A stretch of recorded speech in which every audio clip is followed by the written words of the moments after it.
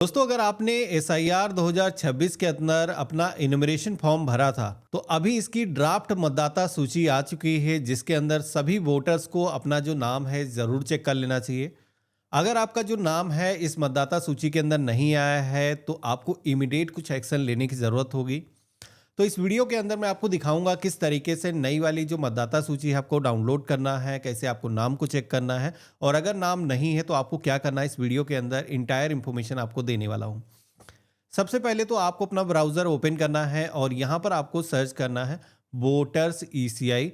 तो हमारे सामने गवर्नमेंट की जो ऑफिशियल वेबसाइट है आ जाएगी। वैसे इसका जो लिंक है हमने वीडियो के डिस्क्रिप्शन में और आपको पिन कमेंट के अंदर दे रखा है, जहां से भी आप डायरेक्टली इस पोर्टल पर आ सकते हो। अब यहाँ पर हमें मतदाता सूची जो नई वाली है, एसआईआर जो भी सर्वे हुआ है ड्राफ्ट वाला, उसकी लिस्ट को डाउनलोड करना है। तो इसके लिए इस पेज पर नीचे की तरफ आना है। यहाँ पर एक ऑप्शन दिखेगा डाउनलोड इलेक्ट्रल रोल, तो हमें इसी ऑप्शन पे क्लिक करना है। जैसे हमने क्लिक किया है तो हमारे सामने कुछ इस तरीके का इंटरफेस आएगा, जहां पर सबसे पहले तो आपको अपना जो स्टेट है यहाँ पर सेलेक्ट करना है। तो आप जिस भी स्टेट से आते हो, जैसे कि वेस्ट बंगाल या फिर तमिलनाडु, गुजरात, मध्य प्रदेश, छत्तीसगढ़, अंडमान निकोबार या फिर उत्तर प्रदेश, तो यहाँ पर आपको अपने स्टेट का जो नाम है वो सेलेक्ट करना है। जैसे हमने सेलेक्ट किया है तो ईयर ऑफ रिवीजन का एक सेक्शन आएगा, जहाँ पर 2026 वाला जो ऑप्शन है वो सेलेक्ट करना है। अब आप देखोगे कि मेरे सामने एसआईआर ड्राफ्ट सूची वाला जो ऑप्शन है वो यहाँ पर आ चुका है।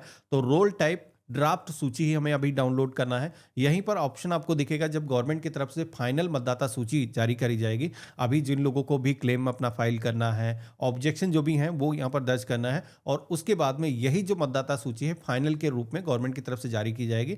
तो फाइनल लिस्ट आने के बाद में यहीं से आप डाउनलोड कर सकते हो। तो जैसे कि अभी हमें ड्राफ्ट सूची डाउनलोड करना है, हमने क्लिक किया है और यहाँ पर हमें अपना जो डिस्ट्रिक्ट है वो सेलेक्ट करना है, और इसके बाद में असेंबली कॉन्स्टिट्यूंसी के सेक्शन में आना है। तो यहाँ पर आपका जो भी विधानसभा क्षेत्र लगता है इस लिस्ट में से सेलेक्ट करना है, और सेलेक्ट लैंग्वेज के सेक्शन में आना है। तो यहाँ पर हिंदी के अंदर अगर आपको डाउनलोड करना है या फिर किसी अन्य स्टेट से हो तो वहाँ की जो रीजनल लैंग्वेज है वो आपको यहाँ पर दिख जाएगी। अब इतना करने के बाद में पेज में नीचे की तरफ आप देखोगे तो यहाँ पर पोलिंग बूथ की एक पूरी लिस्ट आ जाएगी। जो भी आप सभी का विधानसभा क्षेत्र लगता है उसके अंदर जितने भी पोलिंग स्टेशन होंगे यहाँ पर देखने को मिलेंगे। अब यहाँ पर पहले पेज पर हम हैं, तो इस तरीके के मल्टीपल पेजेस हैं, फर्स्ट, सेकंड, थर्ड, फोर्थ, इस तरीके से आप स्विच करके देख सकते हो कि आपके पोलिंग स्टेशन का नाम कहाँ पर है। तो आपका नाम जिस भी पोलिंग स्टेशन के अंदर शामिल है, जैसे कि उसका जो पार्ट नंबर है वो यहाँ पर मेंशन किया गया है, इसी के साथ में उसका नाम भी मेंशन किया गया है। तो दोनों तरीके से आप खोज सकते हो। अब मिलने के बाद में आपको करना क्या है, उसके आगे जो टिक करने का ऑप्शन दिया गया है जिसे आपको डाउनलोड करना है, इस पर आपको क्लिक करना है। तो ये जो पोलिंग बूथ है सेलेक्ट हो चुका है डाउनलोड करने के लिए। कैप्चा कोड ऊपर दिखेगा, ये कैप्चा कोड कैपिटल स्मॉल जैसा है सेम यहाँ पर दर्ज करना है, और डाउनलोड सेलेक्टेड पीडीएफ इस ऑप्शन पे क्लिक करना है। तो जैसे हमने क्लिक किया है, फ्यू सेकंड के अंदर आप देखोगे कि मतदाता सूची यहाँ पर डाउनलोड हो चुकी है। अब यहाँ पर ये जो मतदाता सूची दी गई है इसके अंदर कब ये जारी करी गई है, कितने मतदाता हैं वर्तमान में, पुरुष कितने हैं, महिलाएं कितने हैं, और पोलिंग बूथ की जो डिटेल है वो यहाँ पर मेंशन करी गई।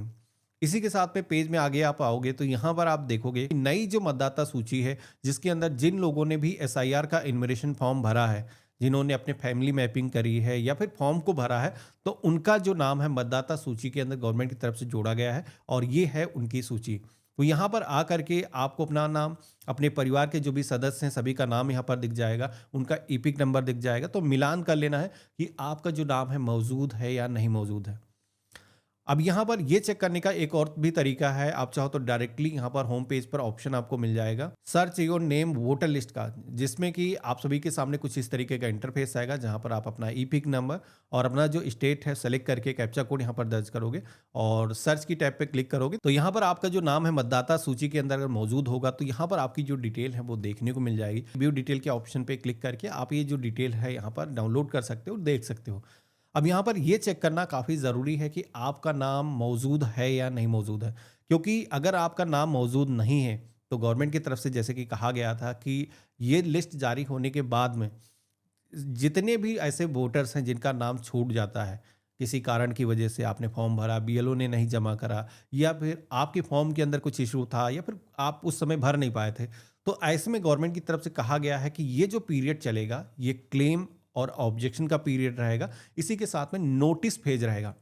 यानी कि अगर किसी का नाम छूटा गया है तो वो यहाँ पर नाम जोड़ने के लिए फॉर्म नंबर 6 भर सकता है। यानी कि नए मतदाता के तौर पर जुड़ने के लिए अपना फॉर्म भरोगे, जिसमें कि आप अपने पेरेंट की इंफॉर्मेशन, एसआईआर का डेटा उसमें दर्ज करोगे और आप अपनी फोटो चिपकाओगे और ये जो फॉर्म है सबमिट कर सकते हो।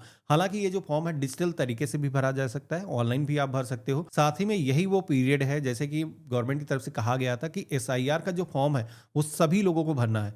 यानी कि जिनके फैमिली की डिटेल अगर नहीं मिल पाई है, उन्होंने आधार नंबर वगैरह डाल करके भर दिया था, तो ऐसे में गवर्नमेंट को अगर लगेगा उनकी फैमिली मैपिंग नहीं हो पाती है, उनको अगर कोई नोटिस आएगा तो नोटिस फेज साथी के अंदर चलेगा। इस नोटिस फेज के अंदर आपको उस नोटिस का जवाब देना है। अपने जो दस्तावेज हैं वो आपको शेयर करने की जरूरत होगी जिनको नोटिस आएगा, बाकी सभी लोगों को नहीं करना। जिनका ड्राफ्ट सूची के अंदर नाम आ गया है और उन्होंने फैमिली मैपिंग पहले कर रखी थी तो उनको कोई दिक्कत नहीं। तो यहाँ पर इस तरीके से आकर के चेक ज़रूर कर लेना है कि आपका जो नाम है मतदाता सूची के अंदर आया है या नहीं आया है। यहाँ पर कुछ स्टेट का जो डेटा है अभी नहीं आया है, जैसे कि गवर्नमेंट की तरफ से जो एसआईआर सारे राज्यों के अंदर कराया जा रहा था, 12 राज्यों के अंदर सेकेंड फेज के अंदर।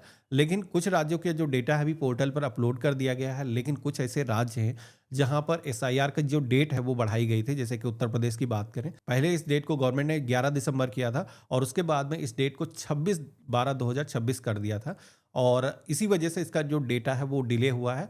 अगर आप उत्तर प्रदेश से हो तो इसकी जो लिस्ट आएगी वो 31/12/2025 को आएगी, यानी कि 1 जनवरी को पोर्टल पर आकर के आप चेक कर सकते हो। तो ये था कंप्लीट इन्फॉर्मेशन। इस तरीके से आपको अपना जो नाम है चेक करना है और इसके बाद में फाइनल लिस्ट भी आएगी तो उसके अंदर भी आपको अपना जो नाम है वो चेक करना होगा, क्योंकि फाइनल लिस्ट ही है जो इस्तेमाल की जाएगी आने वाले इलेक्शन के अंदर। तो फाइनल लिस्ट जब भी पोर्टल पर आएगी तो मैं उसका एक डेडिकेटेड वीडियो बना करके दूंगा, तो चैनल पे नए हो फॉलो ज़रूर कर लेना। बाकी इस वीडियो को अपने दोस्तों के बीच में शेयर जरूर करना, अपने यानी फैमिली मेंबर के साथ में साझा करना। और आप सभी के मन में कोई भी सवाल है एसआईआर को लेकर के तो मुझे कमेंट में लिख करके बता सकते हो। हम मिलते हैं ऐसे ही एक नए वीडियो में, तब तक के लिए गुड बाय, जय हिंद।